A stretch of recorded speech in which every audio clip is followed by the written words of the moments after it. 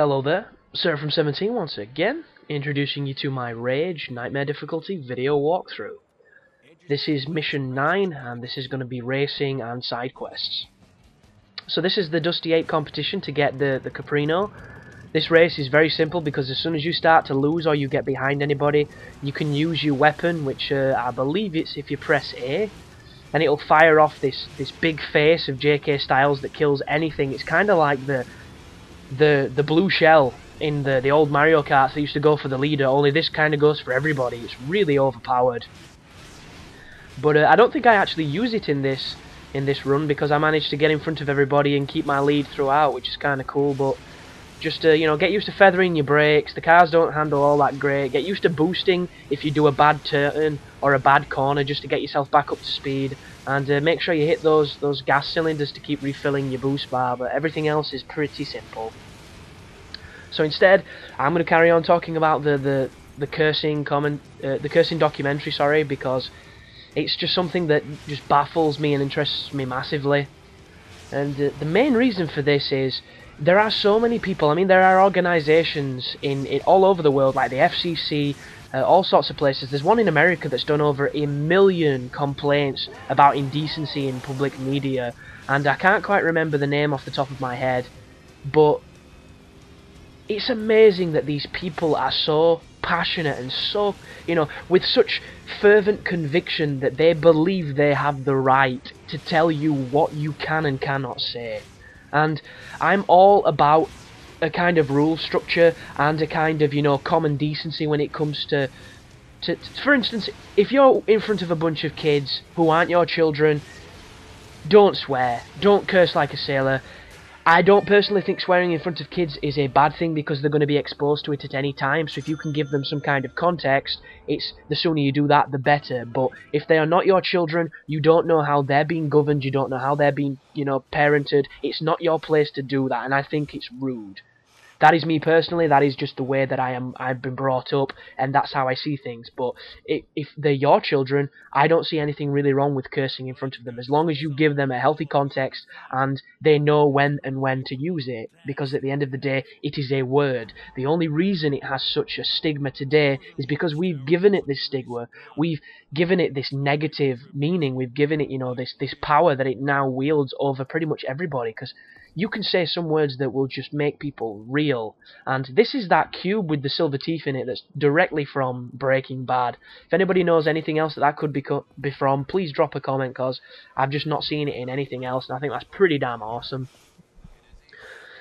But what I'm going to be doing now is I'm going to be doing some of the sniper side quests where you get to shoot off the top of the bridge. The reason I'm doing this is it's going to upgrade my rifle, and I'm a little bit low on money and I want to get some ammo back, because after the Mutant TV bash, I was a little bit low. And you'll notice there's a medium armor upgrade there that I really want to buy, and that pretty much puts me down into not very much money. So I'm just going to be purchasing a bunch of shit.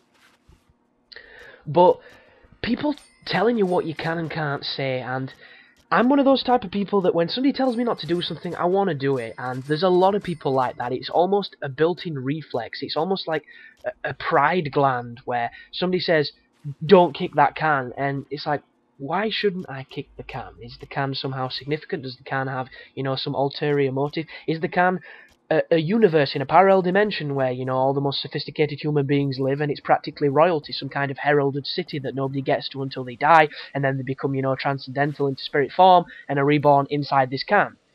No, it's a fucking can. Kicking this can is absolutely insignificant, has no power whatsoever. Why can't I kick the can? It makes no sense. I'm not going to hit a window with it, and if I do hit a window with it, it's kind of cause and effect. It's kind of what happened. It's just fate. It's predestined. There is no real power here. There's nothing to see into this. Why can't I kick this can?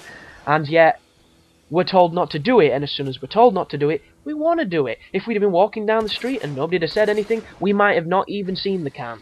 It's just how it works for some people. Not everybody's this way. It's just how I am. And it's like somebody tells me don't laugh, I want to laugh. Subconsciously, I'm already laughing. I'm just waiting for that little thing that sets off my giggle reaction, and I'm gone then. I might as well just be a bloody jack in a box. I'm fucking laughing my face off. And it goes in all walks of life and in all different types of you know, like psychological situations. Somebody tells you you can't say a word, the first thing my brain does is, Why can't I say that word? What is it about this word that is so taboo, that is so boycotted and wrong, that by the sheer fact of me uttering it somehow like dehumanizes me or makes me into something that then can, you know, be taken as a negative repercussion? It makes no sense whatsoever.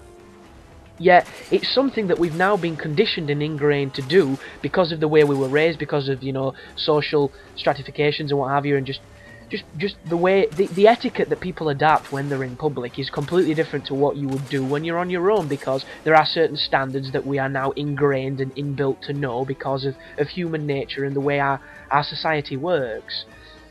And I don't know, and I'm not going to say, you know, like, fuck conforming, I'm so against the corporate machine and just corporations and the media and the disinformation. I'm not going to go into all that shit and be that dude, because there's a lot of valid points in it, but there's also the flip side of it. Because nobody wants to cause mass hysteria, which is the easiest answer for that, but somebody trying to control what I say is probably the worst thing you could physically do to anybody, because to me, the most power that we have, the most influence that we have in this world is our words. It is our ability to cognitize thought. It's what differentiates us from animals. It's what turns us into the superior race on this planet. This is the reason why we're not getting eaten by fucking lions, because we realized one day that lions were pretty bad dudes, and we decided to put them in cages or leave them in fields miles away from civilization. That is why we survived, because we decided wasn't a cool thing getting mauled by a giant fucking beast. And for somebody to say that I can't say something, I mean, it's not even a personal matter, but it becomes personal when you wrap it around your own social situation, and I just think it's horrific. Yet I abide by it in numerous areas of my life, almost subconsciously, because of the way I've been brought up. And I just hate it. I hate it so much, and it's something that fascinates me, because it is somebody else who, in essence, is the exact same as me, as you, as anybody else. All they are is a bag of cells with a brain that formulates speech through mouth and tongue.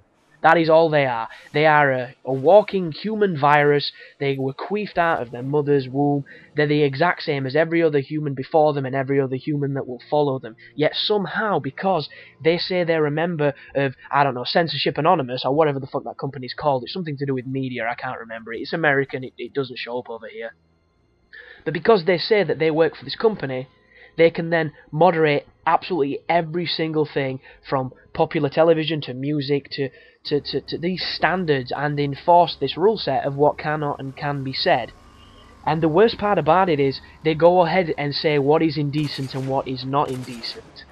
And that to me is the most patronising part of it all, and this documentary is perfect, because what it does is ingenious. It shows you these examples of what they have deemed, you know, inappropriate and offensive and indecent, and what is not, and they've drawn up these guidelines that are absolutely fucking ridiculous. They truly are. They are preposterous, and it goes back to, like, I think it's George Carlin doing a set on a television program in America back in the mid-70s, where he's on about the 7 words that you cannot say on television.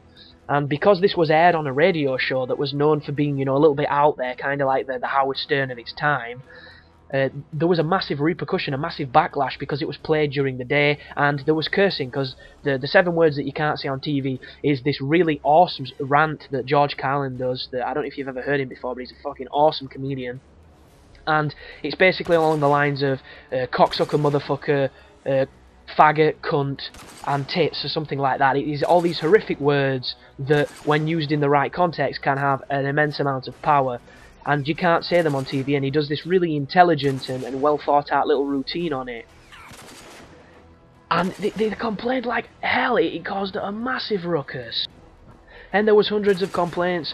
And then there are other situations where, like, NYPD Blue used cursing to emphasise, you know, the coarseness of its environment and its characters, and they even tried to show the middle finger being extended, just, you know, showing somebody the bird or giving them the finger type of thing, and they couldn't do it, so they made this compromise of either you enable us to show the finger on our show, or we're going to say asshole 36 times in one scene. So they enabled them to show the finger, but then this ruling board went on to say that that was indecent, inappropriate, and just completely bad, and it got so much hate mail, death threats, all that kind of stuff.